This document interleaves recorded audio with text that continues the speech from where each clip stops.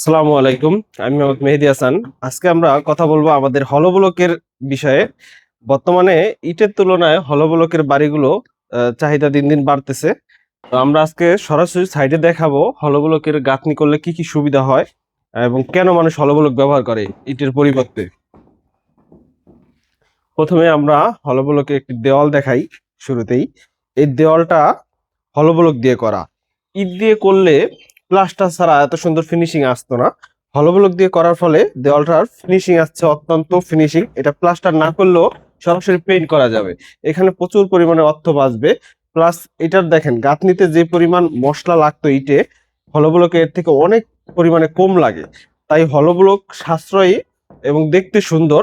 তাছাড়া এটা আরো নানাবিধ সুবিধা নিয়ে আমরা আজকে আলোচনা করব।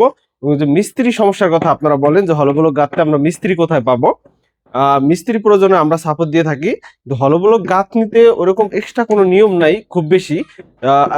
যে কেউ শুরুতে না পারলে আমরা শিখিয়ে দেব, কিন্তু 2-4 দিন প্র্যাকটিস করলেই পারা যাবে। আমরা সরাসরি মিস্ত্রির সাথেও কথা বলবো এবং হলব্লকের আরো বিষয় নিয়ে কথা বলবো। প্রথমে আমরা একটু সাইডটা দেখাই। হলব্লক দিয়ে সম্পূর্ণ বাড়িটা করা হয়েছে। এই যে কিচেন ক্যাবিনেট, অনেকে বলে ওয়াশরুম করা যায় না, এটা করা যায় না। আসলে এগুলা দূর থেকে এরকম বোঝা যায় না।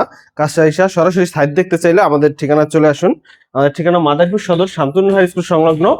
এখানে আসলে আমরা আপনাদের সাইডে বিভিন্ন সাইট ভিজিটের মাধ্যমে হলব্লকের বাড়িগুলো দেখাবো।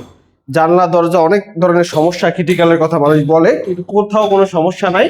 এগুলো ভালো মিস্ত্রি দিয়ে, দক্ষ লোক দিয়ে করলে এবং ভালো মানের ব্লক ব্যবহার করলে এগুলো আপনারা কোনো সমস্যাই না। এই যে দেখেন, এটা একটা জানলার শেপ রাখা হচ্ছে।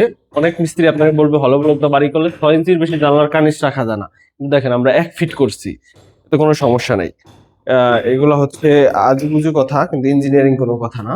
যদি শুধুমাত্র হলব্লক দিয়ে করে লোড বেরিং, সেক্ষেত্রে কিছুটা সমস্যা হয়।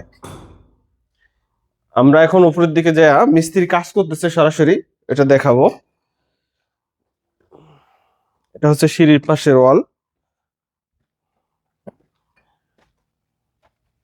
এটা হচ্ছে জানলার গ্যাপ করা হইতেছে সিঁড়ি রুমের হলব্লক দিয়ে।